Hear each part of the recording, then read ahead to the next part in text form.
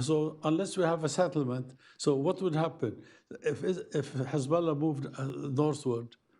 What would happen then? Israelis would come back and so on, but the war there down south in Gaza is going on. No, we need a whole. Last time when we had a 5 days truce, to exchange prisoners, all situation on the border with Israel from Lebanon stopped. Also the fighting, so it is minor fighting, and I don't think the intention is to have a big war, and it has to do also with what's going on in Gaza. What's going on with Gaza is not acceptable Arab-wise, it's not acceptable world-wise. Even in the United Nations, it's not acceptable with most countries in this world. So we really need to stop. If they stop the war in Gaza and there is truce and we start negotiating how to solve our problems, then everybody would go back and there would be no problem. And we also have to start talking directly or indirectly, mostly, with the Israelis in order to locate the borders through the United Nations, through the Americans, whatever it is, the French, if they want to get involved in that, in order to demarcate the borders and finish. The border was demarcated in 1948. We agreed upon it. But by time Israel has established some settlements on the border, and therefore there is some kind of danger, and they want to change a little bit of the border.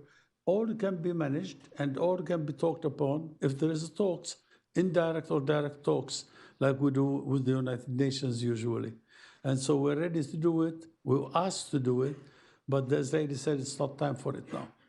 So if it's time for it, let's do it. So let me just ask one more question in this vein, and then I'll leave the border. And that is, so you're saying that if there's a ceasefire in Gaza, that this small skirmishes that are going on between Hezbollah and Israel would stop. That's right. But the second thing is Israel's timeline has been lately, I see it in the Israeli press, they must move back. If they don't move back, we're gonna bomb there, that the Americans are in Lebanon talking about moving them. Do you worry that you are being pushed into this war? Yes, we worry that we are pushed to this war. But this war, I mean, the Israelis know it's not going to be a picnic. I mean, Hezbollah has more means than Hamas had. And therefore, I mean, it's going to be very difficult. It's going to be costly for everybody. Of course, Israel has the Air Force, and they can dominate the air and the land as well. But on the whole, it's going to be damaging for everybody. I think the Israelis know that. And I think that they wouldn't do it. They wouldn't attack. And if they really reach an agreement in Gaza, this would stop immediately and automatically would stop in southern Lebanon or northern Israel. It would stop. And if we finish like the demarcation, which was put in 1948, we agreed upon, but we come back to it and do it and finish it because we don't think this is our border, then there shouldn't be any problem between us and them.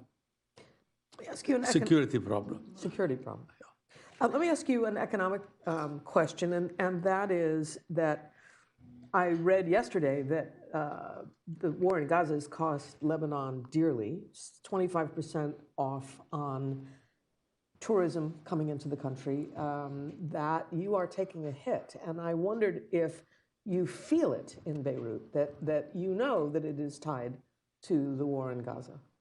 Look, the situation in Lebanon has not been good for the last few years. And most visitors to Lebanon are Lebanese abroad.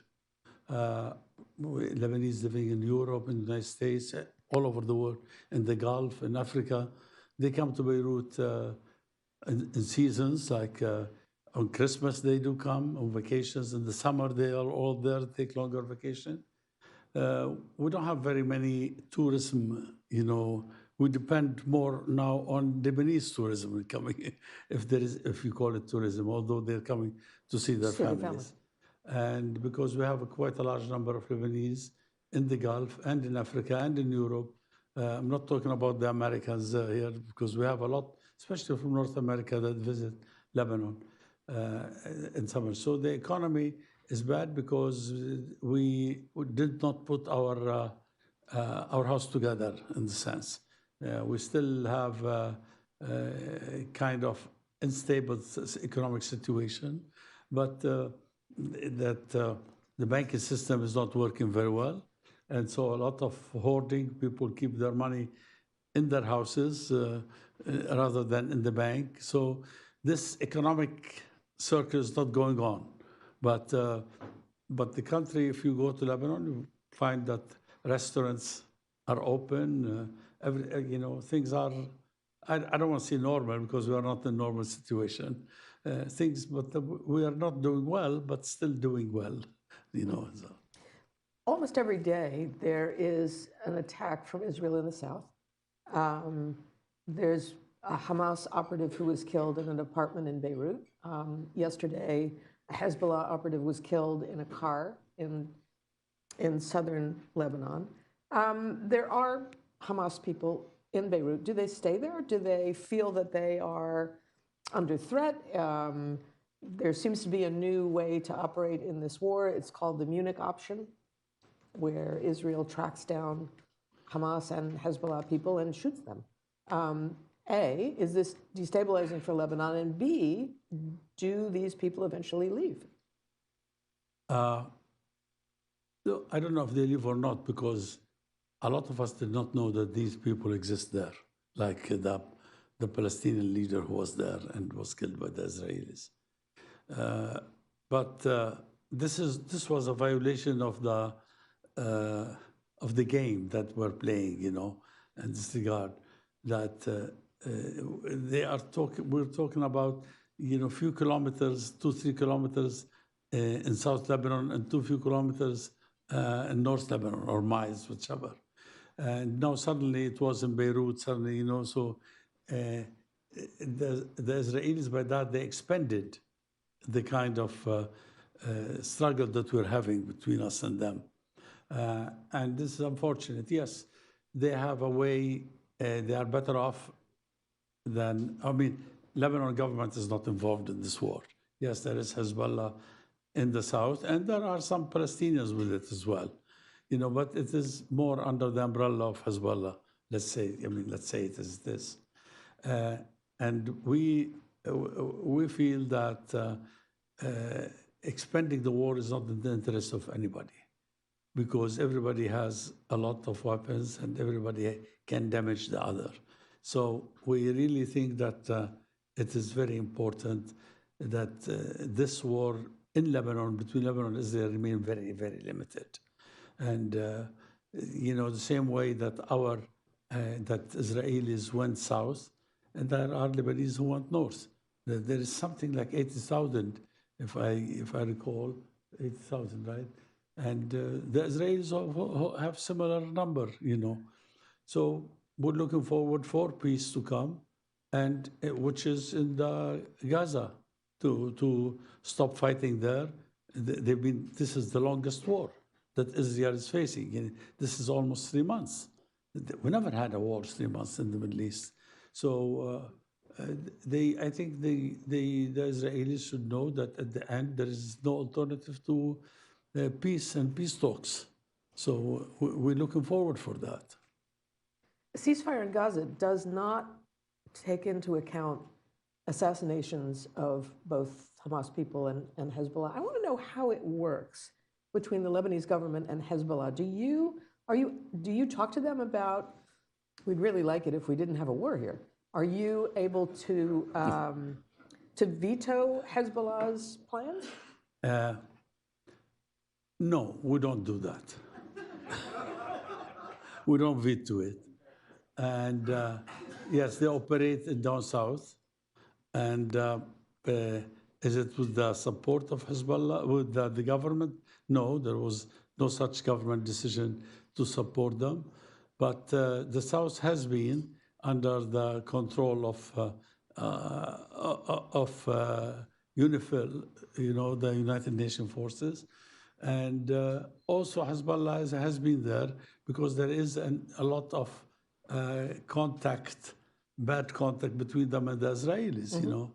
So unfortunately, because of still Israel holds some of the land that is Lebanese, and once it is settled, and we are ready to do that, we're ready to start talking through the United Nations or through the Americans on settling the border between us and the Israelis, because we feel that the Israelis, when they left in 2000, in the year 2000, they did not leave from all Lebanese land. So there are like 14 points for demarcation, and we agreed on 7. There are still 6, and they are holding. We asked last spring that let's start talking and about it, and they refused, because in UNIFIL there is a committee that meets like every three months or so, that has a guy from the UNIFIL, from the United Nations Forces, one from Lebanon, and one from Israel. They meet and discuss it, and we proposed to start talking about, the border. And Israel said it's not time for it now. Well, we're still ready, and we would like to avoid any kind of war in the future if we really finish the demarcation of the border, which was demarcated in 1948, which was accepted in Rhodes in 1948. We feel that we don't have it all. Israel did not leave from all of it. So let's talk. Let's find out. We want to do it, solve it in peace. And then there is other areas like Shubha Farms and hills of Kfar Shuba. They say, well, we don't know whether it is Syrian or Lebanese. So what's the problem? We are saying that it is Lebanese. Syrians are not saying anything. But I mean, why Israel would care about? This is our logic, our talking. Give it back to us, and we'll talk, and we'll have a stable border. We want to have a stable border. We're not, and then they can build the highest wall that they want once we finish the demarcation, the final demarcation of the border, which again I say it was agreed upon in 1946 and 48, but there is no line to point it. Green or otherwise. Nothing. So I know that you're here because there is a UN meeting on the Middle East. Will you be bringing any new proposals to negotiate 1701, which is the UN resolution after the 2000, I'm going to get this date wrong, 2006 Israeli invasion of Lebanon, and the UN resolution was the negotiated end to that, and it referred to where Hezbollah was to be in terms of the Litani. Are you here with any new proposals about 1701? Yes, I think we want to finish our border. We want to know, and the Israelis know where's their borders, and finish agreed upon borders. And each one can do whatever it wants, because, maybe 50 years ago we were not ready to do it. Why? Because we did not recognize the right of Israel to be there. But now, since 2002, all Arabs recognize the presence of Israel, and all, in a Beirut summit, and it was a Saudi proposal, and at that time Ariel Sharon was the prime minister, and they refused. Say, let's talk. The West Bank and Gaza would go to the Palestinians and so on. Accepted the separation of Palestine, the division of Palestine. So, but the Israelis were not forthcoming. And now, even now, I mean, the Israelis, the present government of Mr. Netanyahu would not accept to do that at all. So we really need to. There are around the world, there are more Palestinians than there are Israelis in Israel. Now, even in Israel itself now, there are more than 2 million Palestinians out of 8 million total Israelis. And in the West Bank, there are 3 million and 3 million plus, and in Gaza, 2 million plus. So there are in Palestine 2 and 3 and 2.7 million Palestinians. And there are in Jordan and in Lebanon and in Syria a lot of Palestinians as well. They're still refugees. They still living in the dream of going back. and they still have the Palestinian accent when they talk Arabic. So they are Palestinians for all practical purposes. And so we need to solve this problem. There is a willingness in the Arab world to really solve this problem once and for all. But this government in Israel is not ready to do that. So before I turn it over to the audience, let me ask one more question. President Joe Biden is talking about a two-state solution. Most of Europe is behind him, and so is the Arab world. Netanyahu has said absolutely not, and not only absolutely not, but I am the man who stands between a two-state solution and the Israel that we have now. And he's pretty serious about that because he is fighting for his political life in Israel. Who wins? I think hopefully peace would win. Hopefully. I pray that peace would win because the region really needs peace, especially the Eastern Mediterranean area. Palestine or Egypt or Jordan or Lebanon or Syria, we really need peace. We've been, misunderstanding has been for a long time, and I think it's time to have peace. And peace would, and the Palestinians accepted that they have the West Bank and Gaza. So let's do it and finish. And I think the Israelis would live in peace and everybody would live in peace and gradually would learn how to live together. You know, we'll open up the borders to each other gradually once we recognize each other. Look, the relations between those countries, Arab countries that recognized Israel and Israel is pretty good. I mean, they exchanged diplomatic relations.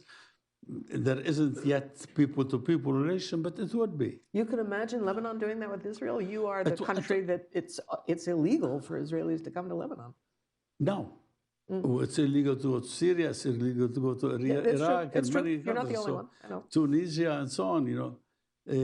But if there is peace, yes. If we have 500,000 Palestinians, if there is a solution for them, we have to do. We have to find a solution, and why not? I mean, this is the Arab Summit in 2002. It was in Beirut also that was taken. This issue is settled in the Arab world, and they're still talking about it.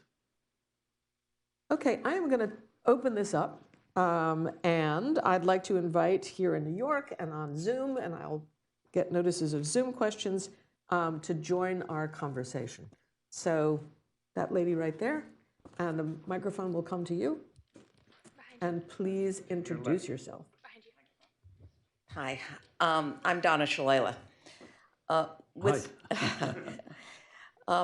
Could you give us some indication? It seems to me that Lebanon doesn't have a lot of leverage when it doesn't have a president and when its economy is basically very weak. So could you give us some indication whether this year we're going to see a president and whether there's a real strategy to deal with the economy, the economic challenges in Lebanon?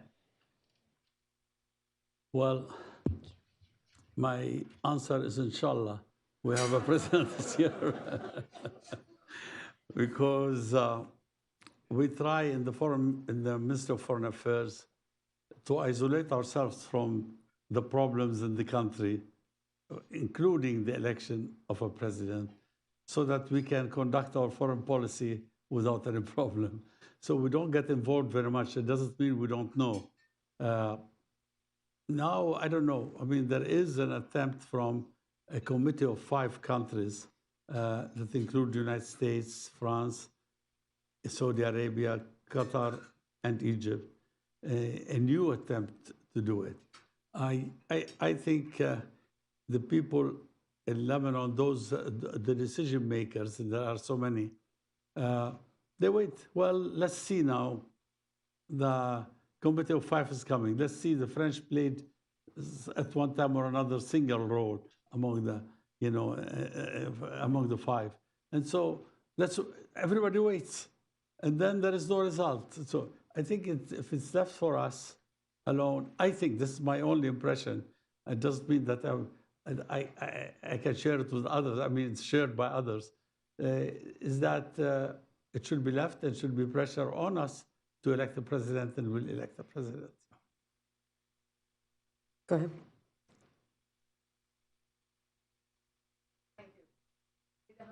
So For a long while in my dealings in Lebanon, there was a tight relationship in banking, particularly between Lebanon and Syria.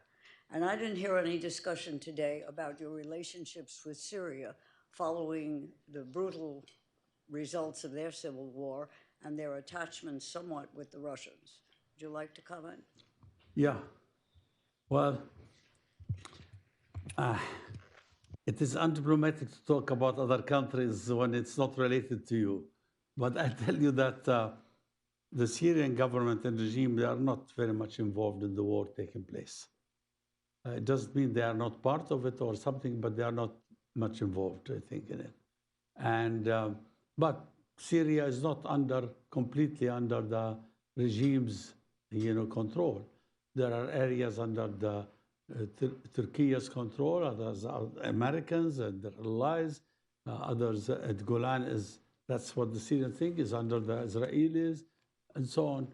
And so there are also forces there that are not Syrians. The Russians are there, the Iranians are there. So, but the Syria as is, the government of Syria and Damascus and all the areas, they try not to get involved in the war. They really, that's what we hear from them. Otherwise, but the land of Syria as a whole is involved. I mean, there are a lot of action going on from around the Golan Heights or from Syria towards the Golan Heights and so on. Yeah. Man right behind Rita. If I can just follow up on Rita's question. What do you see as the status of what's happening in yesterday's war, that is Syria? Has the fighting effectively ended, or do we just not read it? And is the political process for some, inshallah, future political resolution dead, alive? And what about all the Syrian refugees who had decamped to Lebanon? Are you still playing host to them without much financial support? Yeah. No, Syria, as I said, it has part under the Turkish control and part under the American and Kurdish control, and part maybe some militias, but the regime is sanctioned very much, especially from the United States. Very difficult to deal with them without being penalized by the United States. Last time I was there in October, right? Yes, and around October 10, and I met with UN people there. They are working there with the Syrian regime, and they say that 90% of the population is under poverty level. So they don't have, when they had an earthquake in the north, I mean, they didn't have the equipment necessary in order to help. We had to send them few from Lebanon. They're trying their best. They know that they are sanctioned strongly, by the United States, especially, not necessarily Europe all this way. And there is they have a lot of pride, sometimes we have a word, it's called amfuwan, which is the false pride, sometimes, because you have to be in this word more pragmatic than you are, but they have a lot of pride in what they're doing. And I think, we deal with them a little bit better than we used in the past. That's all what I can say. But now the regime has, to the best of my knowledge, I may be mistaken, has kind of isolated itself from the war going on now between Israel and on the two fronts, Israel in Gaza or in Lebanon. And the Syrian refugees? Syrian refugees in Lebanon, we have around 2 million. They are mostly supported by UNHCR, and which is supported by Western countries, because China or of course Russia or the Arabs don't pay very much to UNHCR for this purpose, and still the West is determined to keep them, and there are too many for us. 2 million out of population, we are 5 million, but 1 million in the neighborhood in Lebanon. We have 1 million Lebanese in Europe, in Africa, and in the Gulf. And so we have 4 million, and 2 million of them are Syrians, 500,000 Palestinians. They are, quite a large number to accommodate. We don't know. I mean, we don't want to have some kind of a quarrel with the Western countries, especially Europe and the United States, because they are financing their stay there. And what we found out later, that they have nothing to go back to Syria. It is not a political situation, because they are normal people. They may have any kind of thinking that would not affect the regime's presence. And what we want is, the issue is that they are there economically. They are in Lebanon, in Jordan, and in Turkey. In Turkey, they are accommodating them because Turkey is a big country. But in Lebanon and Jordan, they are pretty tough. I mean, we have 2 million out of 4 million living in Lebanon. That's, it's too many. But they do work sometimes in Lebanon because we need manual workers. And and the Syrians, we talked to the Syrians, said they're most welcome to come. Anyone who has a problem, we try to solve it before it comes. But they have nothing to go back to Syria. Last time before Christmas, we were in Geneva, right? And we talked with the UNHCR people and say, have a pilot project there for their return. Have 4 or 5 villages. Let's rebuild them, get them back, continue to pay them whatever you pay them, and see what happens. Because the purchasing power between Lebanon and Syria is very, very different. The $100 in Lebanon, you need $25 in Syria. So they can live happily there. And, they can build their villages that was destroyed and so on. So we're still at the beginning. They're still studying, and they need approval on it. And, when the Arab League made an attempt to start helping Syria get back, because it's really affecting every one of us, especially Jordan and Lebanon. And in the future, if it continues, it would also affect Israel as well. Because when there is when people are deprived, you don't know what they do, or where they go, wherever. And but it stopped. This committee of 5 countries, it stopped working because there was Western pressure on it. We don't want to deal with Assad. Well, Assad is there. I mean, if you don't, I mean, we have to deal with him or remove him. We cannot remove him. We have to deal with him. And there was a big war against him, and he's still there. And he is not the only dictator in the region. So if he's a dictator, he's not the only one. So we want really, Syria should come back to play its role peacefully and gradually. And still, we didn't hear from the UNHCR about this pilot project that we talked about when we were in Geneva. Let's take a question from our audience on the internet. Take our next question from Christopher Isham.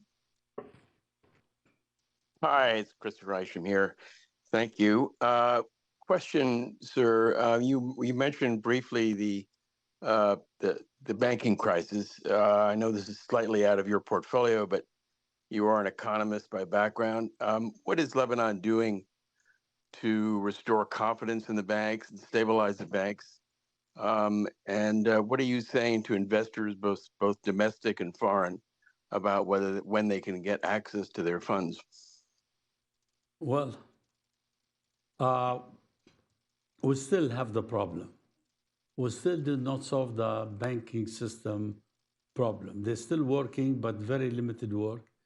And their work is not really affecting positively the economy in Lebanon, unfortunately.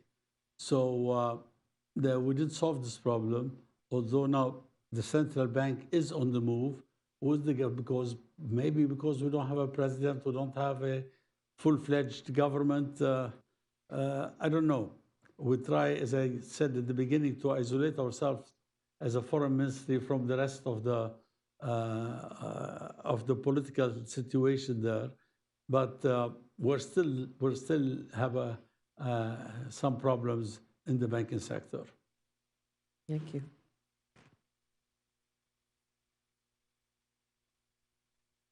It's coming.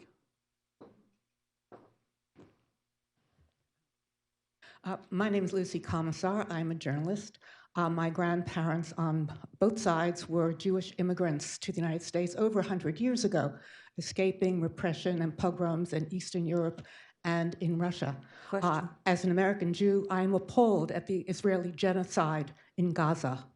And I wonder why the Arab countries are not acting more forcefully, acting at all, it seems, to protect the Palestinians. Now, you indicated, I would guess, therefore, it's the border and it's refugees that you don't want to anger the Americans or the Israelis.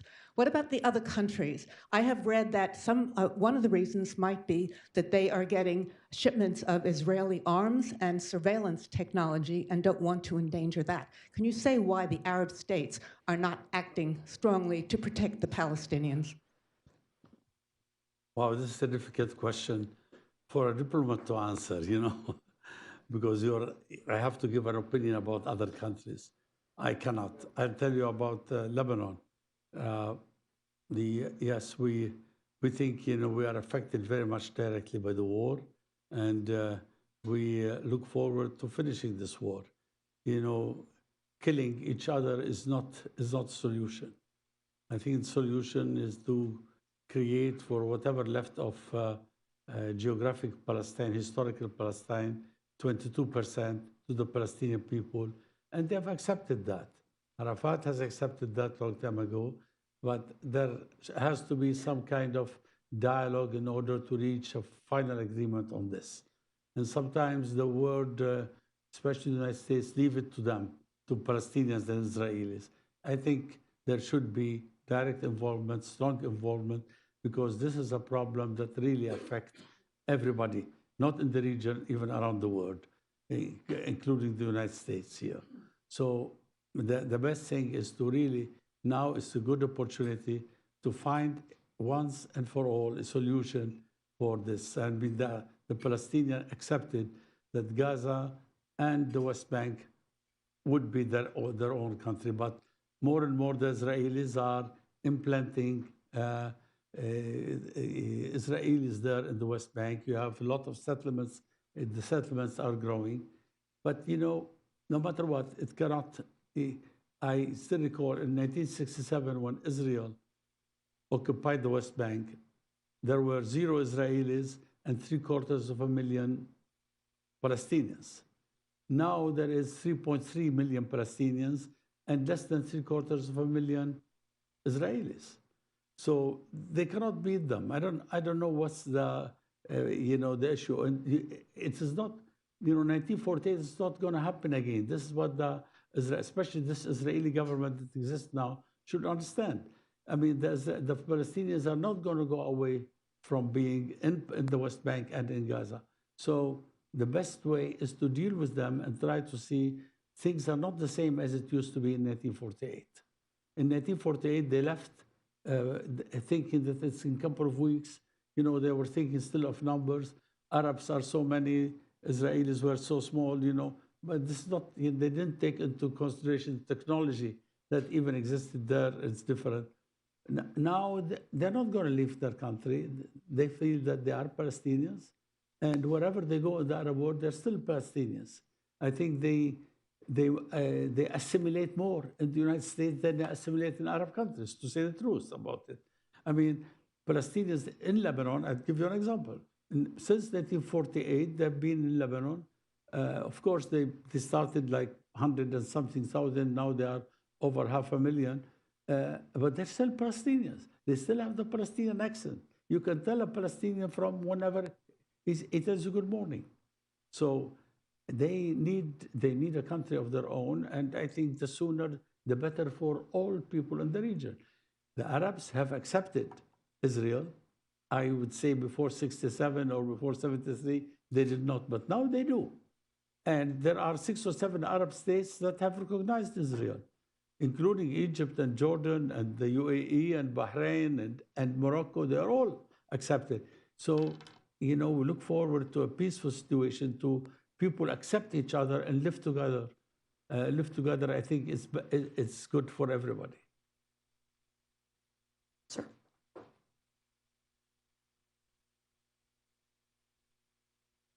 Thank you. Mr. Foreign Minister, Cliff Krause of the New York Times. Could you give us a little update on the situation with natural gas drilling offshore Lebanon, and if the current conflict has any implications for the exploration and production there? I wish I know more than I know, but I don't. Okay, now everything has stopped because nobody wants to take a risk. I think Total did find a little bit of gas, but didn't go deeper there to find more. And it's the process in Lebanon is slow, but we think we have gas. We have gas down, under the water. But the process of developing it is very slow. So, and now that the war is going on, I think everybody has stopped. Even in Israel, in the northern areas, they've stopped working there at the same time, because of the war. Nobody wants to jeopardize the work there or be hit by anybody. So I wish I have more to say about it. Questions? I have one, and it is this. So you say that, give peace a chance, and watching Gaza, who wouldn't? But we've had these moments before. There was Oslo, and it seemed at that time that we were on a path to a solution. Now we have calls for a solution after horrendous death and destruction from both sides. What do you think has changed to make this time the time that is the breakthrough, where people get really serious about a two-state solution or not, or whatever the solution is? Countries need to have a leader that they really have confidence in. Ishaq Rabin was not killed by an Arab. It was killed by Israeli. And with him stopped the process. Unfortunately, things, Shimon Peres came after him, and he only stayed 6 months, and then came Mr. Netanyahu. And then came Mr. Barak after Ehud Barak, and he tried his best. And they did reach in Camp David a solution with President Clinton at that time. I think, after all these experiences, I think everybody is ready for a solution. The borders is demarcated. Everybody knows where its country is. So it's acceptable. The West Bank and Gaza, but stop taking part of the West Bank. I mean, you have maybe around 750,000 Israelis in the West Bank. And more is coming, and they're very aggressive, So we need we need a little bit of peace, a little bit of thinking, a little bit of work, and then we should reach a solution soon. But Hamas is against a two-state solution. Netanyahu is against a two-state solution. The settlers against a two-state solution. So it's not everybody, and it's some key players who are against. So I don't see how you get from here to there. I mean, I see that Mr. Netanyahu is not a popular man, and it is quite likely that he will be replaced, and there will be another leader of Israel, and then we'll see. But for the moment, that is who you have. Arafat was not for two-state solution. Correct. He became for two-state solution. I don't know anybody in Hamas. And I think they should be the same. They realize that Israel is there to stay, and they realize, I think, all what they want. I mean, the way they were living in Gaza, it does not produce except what the West called terrorists, what in the Arab world is called nationalists. So No, I mean, I think if there is more democracy and more openness in Gaza, they cannot exploit anything. Everybody says they have a gas in their sea there, that they are not allowed to search it and so on. So you need really a relaxation of things in the region, which is not coming. And, I don't know about Hamas. I don't know anybody in Hamas. But I think at the end, Fatah and Arafat were like that. They wanted back all of Palestine, and they accepted at the end to live in the West Bank and Gaza. Things did not go. Isaac Rabin was killed, not by a Palestinian, as we said. So, let's give peace a chance. That's all. Let's give peace a chance, And there is a way, and a good number of Arab countries have recognized Israel. So let's move. Let's move in it. Sir.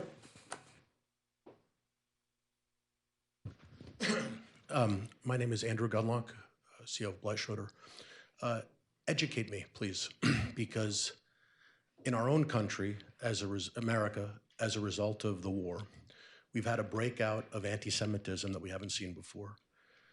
On a campus otherwise colloquially known as the Jewish Ivy, Penn, okay? And we've had pro-Palestinian marches in New York City that we have never seen. I've never seen. I grew up in New York City. I'm curious what it looks like from your area of the world.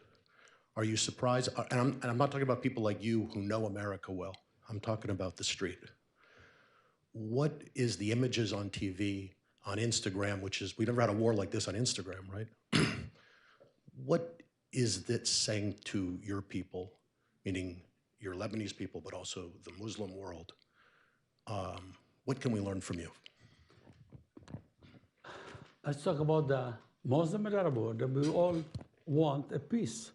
The Arabs, I counted for you 5, 6 Arab countries that already have peace with Israel.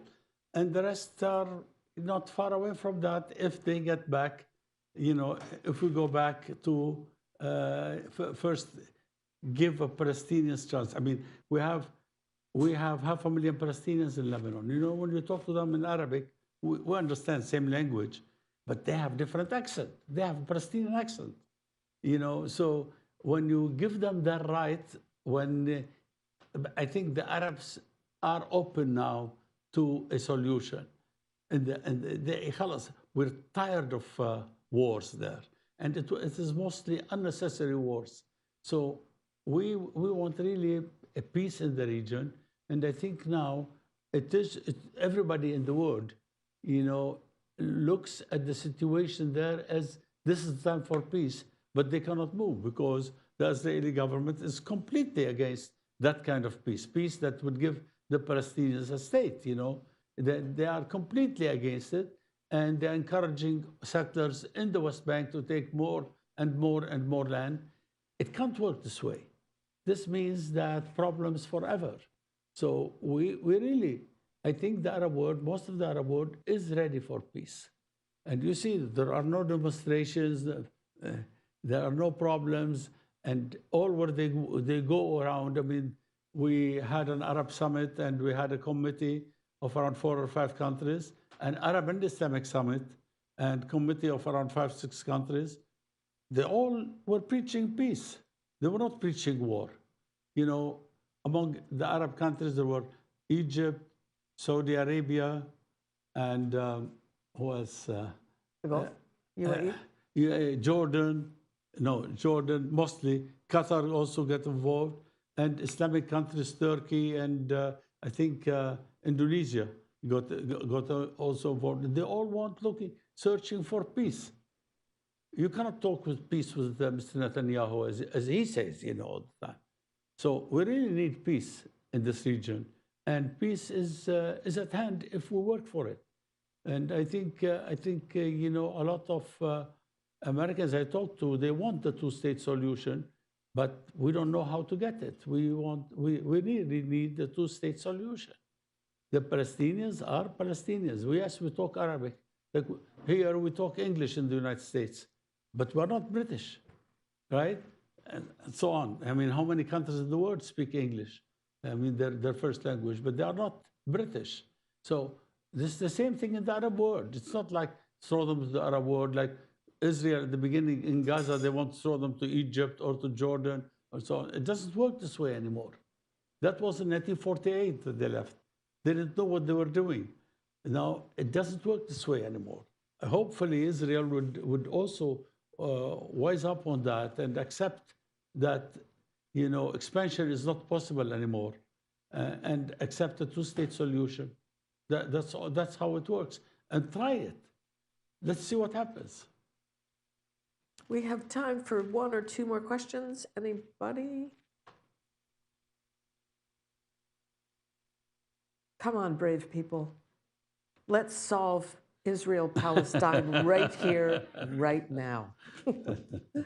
So, do you see a moment where I can't figure out what the timeline is? I mean, if the war is over, there's an election in Israel. We know that there will be a new leader, but between now and then, Netanyahu's view kind of rules the day. So how do you see that change? How do you see that timeline where there is a different conversation? I recall 1973, when Egyptian Third Army was encircled in the Suez Canal area. And Israeli army was few miles from Damascus. And the Americans say, if there is going to be chance for peace, that's America. Kissinger was there, and Nixon in 73. And they said no. And they held everything, the supplies to Israel. And then whoever was, I think Golda Meir was the prime minister, accepted. They stopped, and you know, later what happened. So, but she lost her job.